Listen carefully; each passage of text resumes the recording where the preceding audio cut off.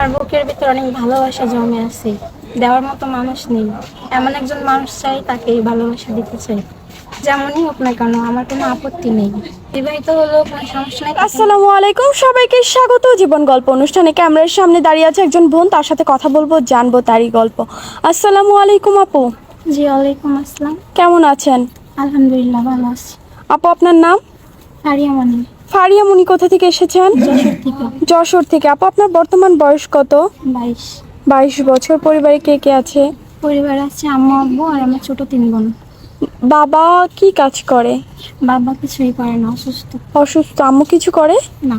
কেউ কিছু করে না। সংসার কিভাবে চলে?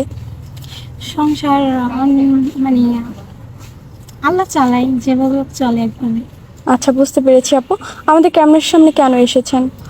আসছি, ভালো একজন মনের মানুষ চাই। ভালো একটা মনের মানুষের সন্ধানে এসেছেন। হ্যাঁ। মনের মানুষ, সে কেমন হবে, দেখতে কেমন হবে, তার বয়স কেমন হতে হবে? দেখতে যেমনই হোক না কেন, আর বয়স যেমনই হোক না কেন, সমস্যা নেই। সমস্যা নেই।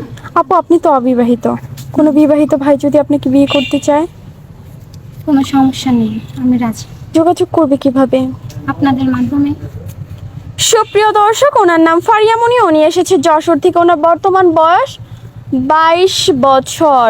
কেউ যদি আপুর সাথে যোগাযোগ করতে চান, স্ক্রিনে একটি নাম্বার দেওয়া আছে, এই নাম্বারে ইমো হোয়াটসঅ্যাপ দুটি আছে। ইমো বা হোয়াটসঅ্যাপ নাম্বারে আপুর একটি ছবি স্ক্রিনশট মেরে পাঠিয়ে দিবেন, অবশ্যই আমরা যোগাযোগ করিয়ে দেব।